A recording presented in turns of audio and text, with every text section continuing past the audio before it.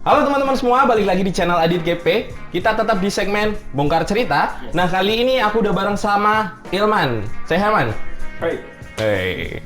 Dia ini penggemar beratnya Denny Siregar katanya. Wih. Denny Siregar yang selalu bilang Marky Bong. Wah. Oke teman-teman, sebelum aku kulik lebih jauh tentang Ilman dan juga dia kuliah di ilmu politik ya, Man? Yes. Nah, di ilmu politik, buat kalian yang kepo banget sama ilmu politik, tonton video ini sampai akhir dan jangan lupa di subscribe dulu channel ini, di like, dan buat kalian yang pengen banget buat dicariin bintang tamu nih tentang pekerjaan, kuliah, ataupun pengalaman, bisa komen di bawah, nanti aku cariin narasumbernya. Oke, kita bumper dulu, yuk!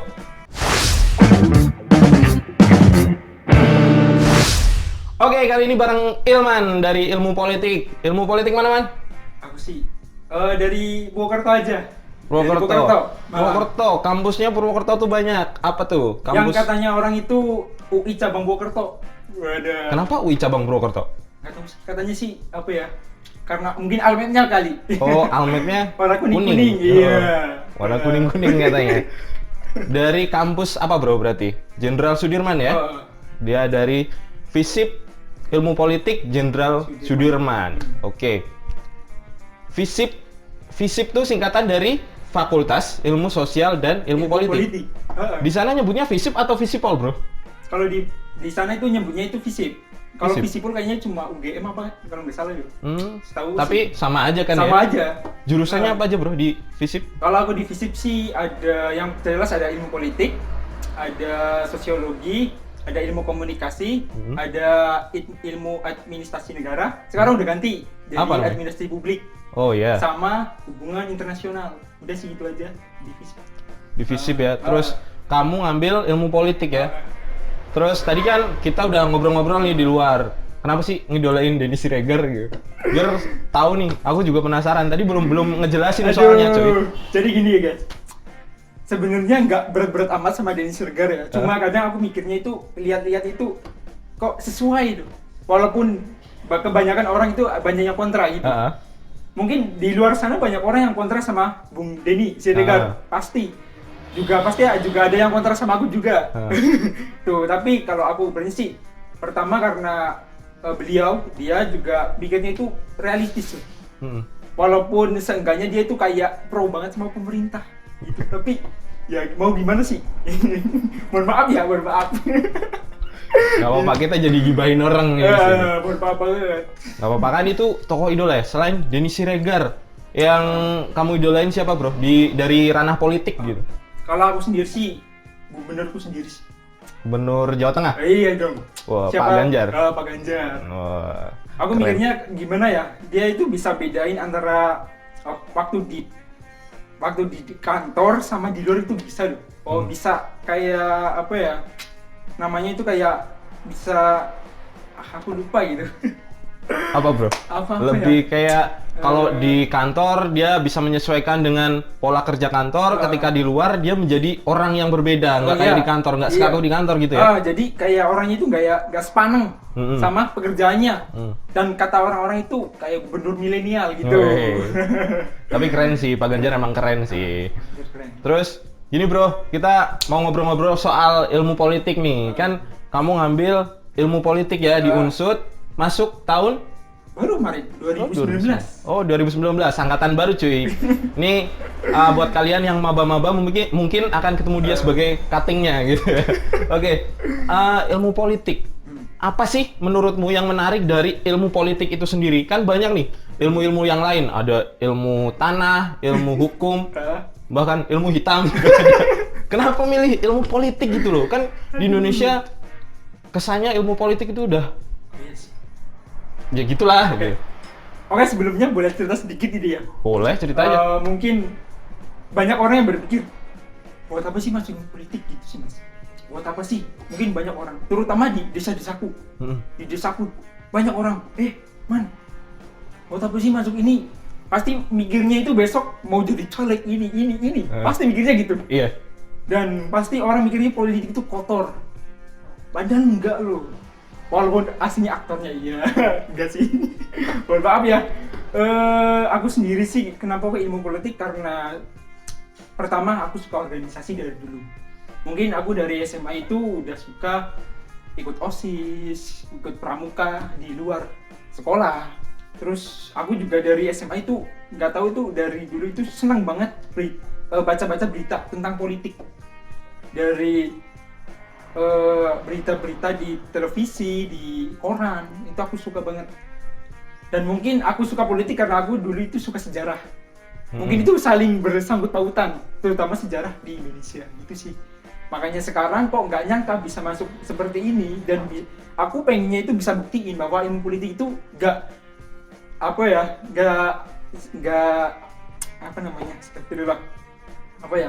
merubah image orang lain intinya. Oh gitu. Pokoknya image politik saat ini kamu pengen rubah gitu ya, menjadi image politik yang lebih bersih dan lebih baik gitu ya? Yes, pengennya gitu. Pengennya gitu. Kita lihat seberapa jago dia bersilat lidah kali ini, cuy. Oke.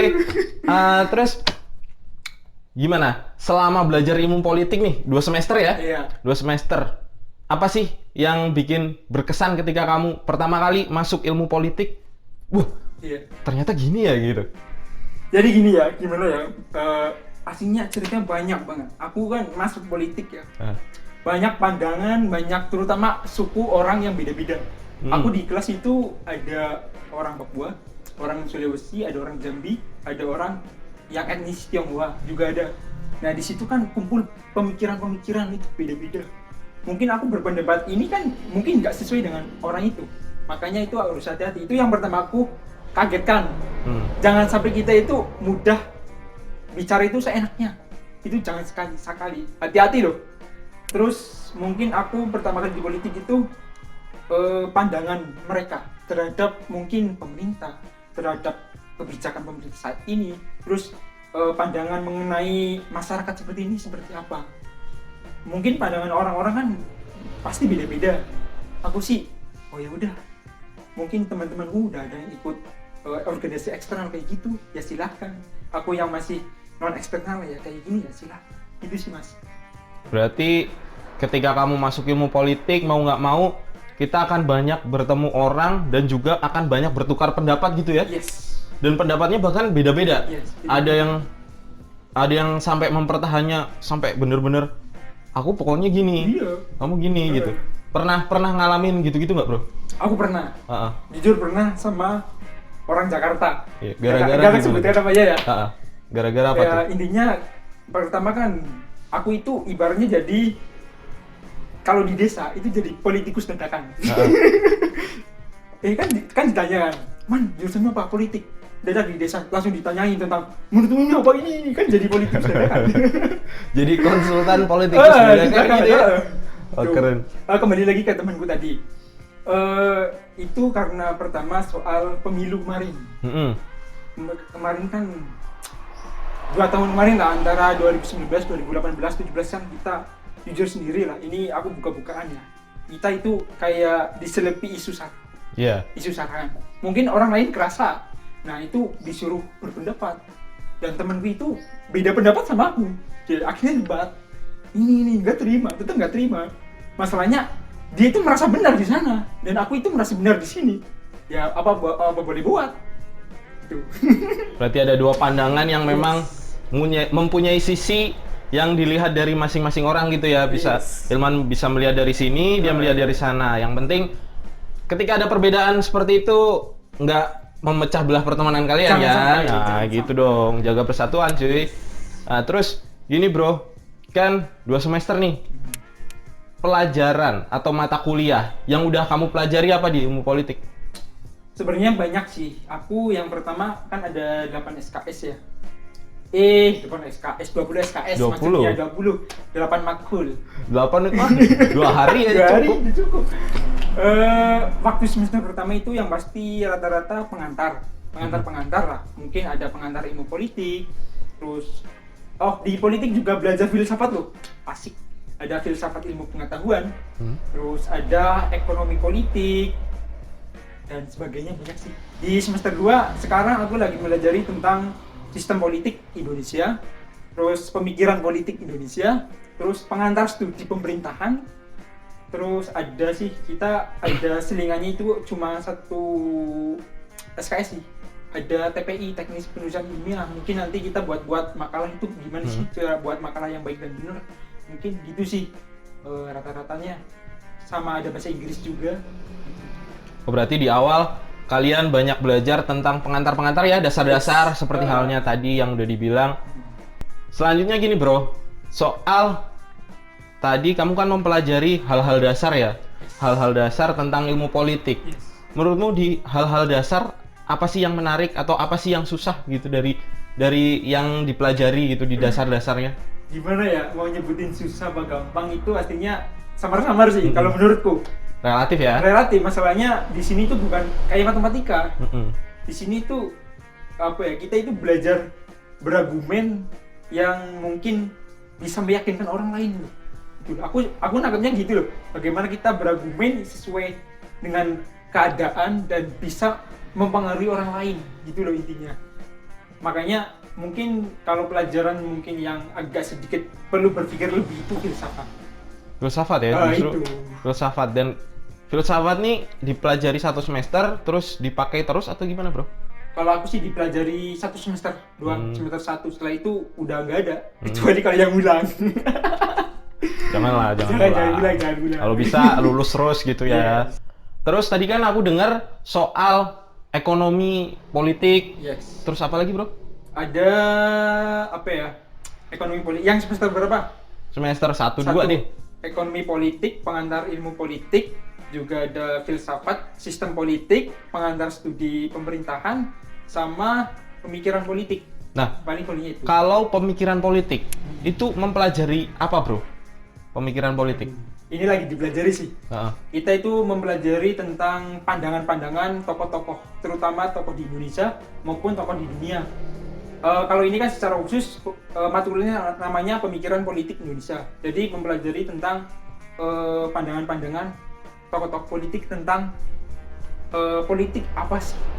Kalau aku sih awal-awalnya itu tentang mempelajari kayak politik apa sih yang cocok untuk Indonesia. Oh gitu.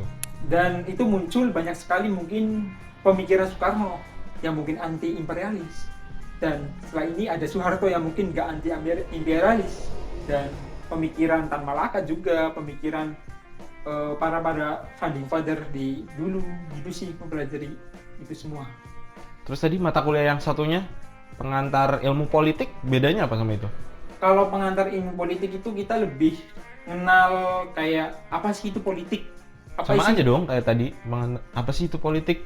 Cuma mereka kan tadi tentang ilmu apa sih ilmu politik dari pandangan tokoh-tokoh.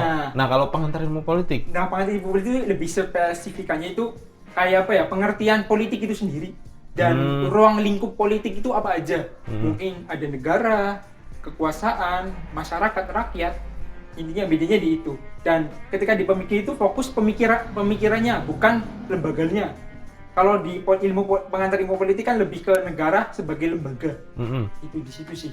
Mohon maaf ya bro kalau misalnya ada yang salah dikoreksi. Oke, nanti kalau ada yang kurang-kurang mungkin teman-teman bisa nambahin di bawah buat yang lebih tahu nih.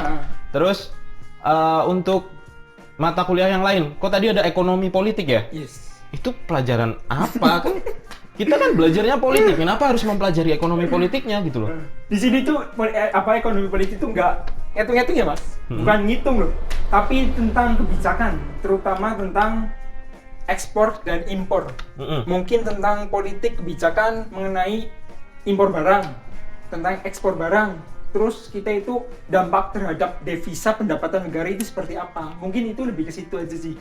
Jadi kita bukan hitung-hitungan ya? Bukan. Ada hitung-hitungan nggak sih bro? Kan ini politik nih, ada hitung-hitungan nggak? Nggak sih. Nggak ada. Tapi Sejauh ini nggak ada. Tapi ada loh. Apa? Kita mempelajari cuma itu semester 2 ada. Apa? Statistika.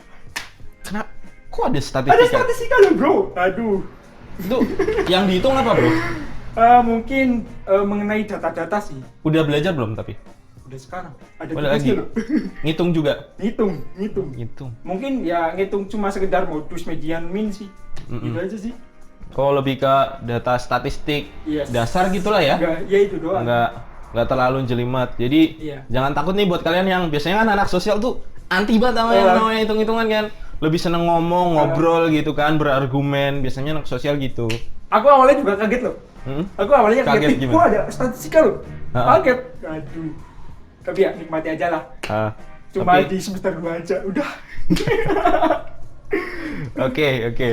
Terus gini bro, biasanya kan ketika kita kuliah ada buku pegangan. Yes. Buku pegangan, buku wajib nih, buku sakti biasanya. Ada nggak sih yang bisa direkomendasiin buat mereka maba-maba atau yang pengen masuk ilmu politik harus baca-baca apa sih? Kalau aku rekomendasi sih, yang penting kita tahu tentang politik ya. Aku juga bawa bukunya kok. Mana ya mas? Iya ini. Aku bawa Pura-pura bukunya. nggak tahu ya. Ini sih bukannya wajib ya, bukan dibilang wajib. Iya. Ini rekomendasi para dosen. Ini karangan Profesor Miriam Budiarjo. Dia dulu guru besar politik di UI.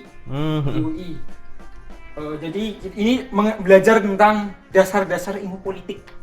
Itu di sini dalamnya belajar tentang negara, lembaganya di dalamnya, dan kebijakan serta partai dan masyarakat yang ikut serta dalam segi politik. Gitu. Ini lengkap lah pokoknya. Hampir semuanya Ah, dipelajari kalau ada di sini gitu ya. Iya. Terus ada lagi nggak selain ini bro? Kalau aku sih di sini cuma bawa bukunya satu doang sih. Tapi kalau saran aku tetap besok jangan sampai kita belajar satu buku. Masalahnya politik itu sangat luas dan pandangan orang-orang lain itu sangat bermanfaat buat referensi kita belajar politik gitu sih. Banyak banget. Mungkin seperti apa ya? Dasar-dasar politik kan nggak cuma menurut Profesor Miriam Budiarjo, mungkin menurut ini gitu.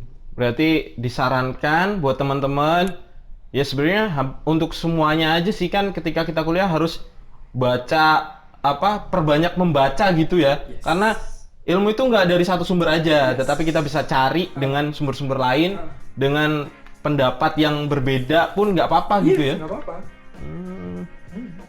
Terus ada cerita menarik nggak sih bro ketika kamu masuk ilmu politik? Ada cerita lucu nggak sih? Gimana ya? Aduh. Kayaknya ada loh. Apalagi Apa pas tuh? lagi awal jadi maba. Jadi Gimana? aku aku jujur dulu ya. Itu kayak terlalu sepaneng atau terlalu rajin. Kok bisa? Jadi apapun itu yang Kartik ngomong itu diturutin aja. Berangkat jam segini, ya harus jam segini. Tapi nyatanya, aduh, dibohongin ternyata. Aduh. Ternyata ngaret ya? Ngaret. Pernah aku kan istilahnya disuruh jam 7. Oh, oke, jam 7 harus sampai sini. Tapi nyatanya belum pada dateng. Aku masuk kelas, ini mana orang. Itu ospek atau bukan bro? Itu kayak ospek sih, namanya PKKMB. Oh Lebih ke iya. PKKMB. PKKMB itu nama lain ospek ya kayaknya Iya. sekarang. Lanjut nih bro, tentang politik ya. Yes. Terus kamu kan mahasiswa ilmu politik nih. Identik biasanya politik tuh identik sama yang namanya demo-demo gitu kan. Kamu pernah ikut demo gak sih? Aku jujur pernah ikut dulu. Kapan tuh? Waktu itu pas awal-awal aku jadi maba. Demo tentang? Dulu aku ingetnya sih tentang yang waktu itu rame banget sampai Jakarta demo yang revisi undang-undang KPK. Revisi KPK. Revisi KPK. Kamu ikut ke Jakarta atau? Enggak. Aku cuma ikut di Purwokerto. Nah, di Purwokerto itu ada dari UNSU, dari IAIN, dari UMP, dari Telkom itu gabung jadi satu, rame banget, bener-bener rame. Mungkin aku nggak bisa bayangkan ya, aku pertama kali ikut demo dan aku pertama kali ikut demo itu pakai almet, pakai jas hambatan, mungkin perasaanku itu kayak bangga banget tuh. Tapi mungkin orang yang nggak tahu apa-apa buat apa ya, mikirnya ada apa sih? Maunya maknanya apa sih buat kayak gini? Terus gini bro, kan demo nih. Kamu setuju sama yang namanya demo atau justru orang yang nggak setuju sama demo? Karena kan ada nih yang nggak setuju sama demo. Yes. Kenapa sih harus ribut-ribut, harus rame-rame? Kenapa nggak kita diplomasi aja, ngobrol gini? Itu gimana? Kalau dalam politik itu ada macam-macam aspirasi. Nah, itu ada macam aspirasi yang disampaikannya itu mau lewat apa. Nah, kadang kita mungkin lewat diskusi FGD nanti disampaikan. Mungkin nanti lewat sebuah petisi ntar disampaikan. Dan mungkin terakhir ada demo. Nah, kenapa kok harus demo? Nah, karena kita itu katanya sih sebagai mahasiswa ya, intinya semakin besar dukungan, semakin banyak tuntutan atau semakin banyak orang yang menuntut, pasti ntar tuntutan akan Semakin didengar. semakin mudah. Itu dalam teori di sistem politik itu seperti itu. Semakin besar tuntutan, maka semakin besar kita akan dikabulkan. Semakin besar yang menuntut, semakin banyak Ya bisa. kemungkinan didengar semakin besar gitu ya. Ya, bisa seperti itu. Atau bahkan kebalikannya. Dan kadang-kadang itu menelisik yang kemarin, yang revisi undang-undang KPK, itu gagal. Kok bisa? Kok bisa Masalahnya- gagal nih? Menurutmu kenapa? Kok bisa gagal? Kalau menurut gagal itu karena nyatanya pemerintah melanggengkan aja. Ya kan? Nah, itu kita gagal. Kata dosenku.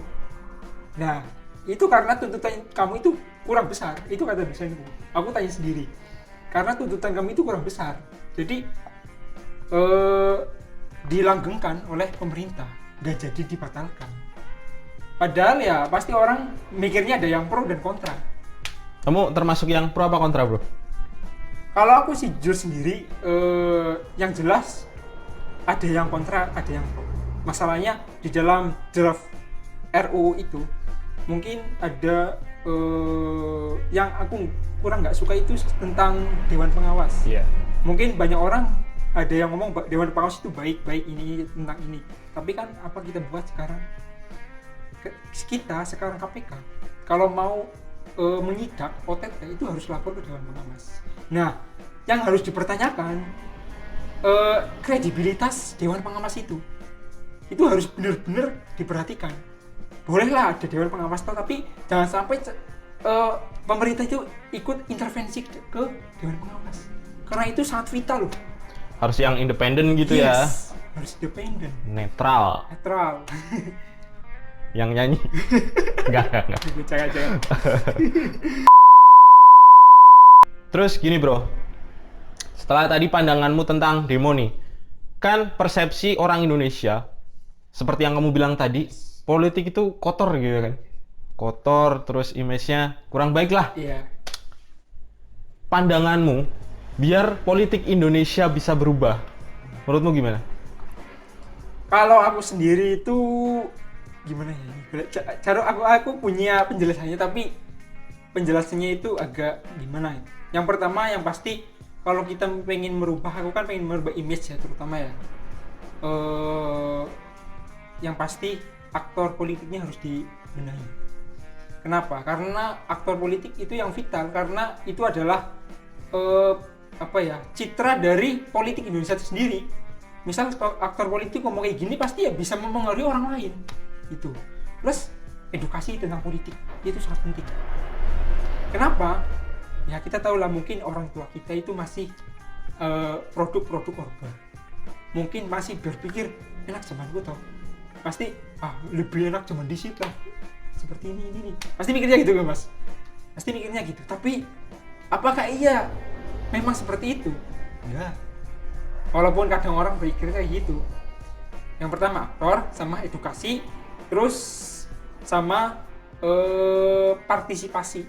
Itu yang paling penting. Jangan sampai kita itu membutakan diri dari politik. Jangan sampai. Nanti malah kalian nanti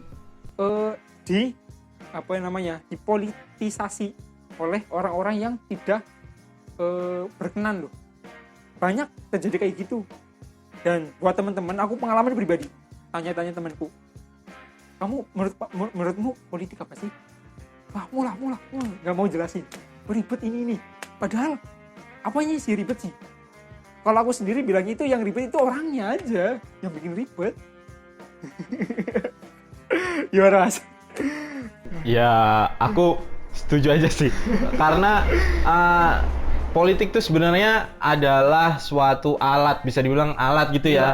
Alat. Sedangkan alat itu akan jadi berguna dan tidak berguna, atau akan jadi buruk.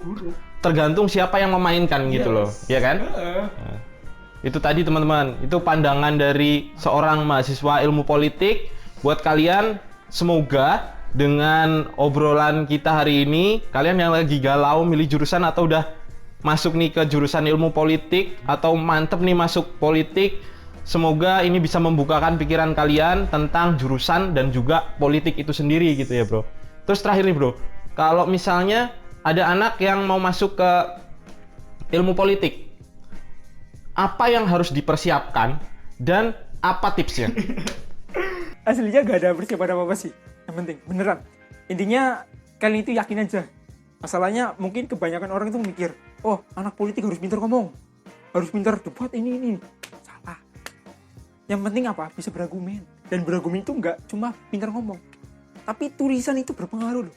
Kalian pintar menulis, tulislah. Banyak orang-orang terkenal itu pintar karena tulisannya loh. Itu. Di politik itu nggak harus pintar ngomong, enggak.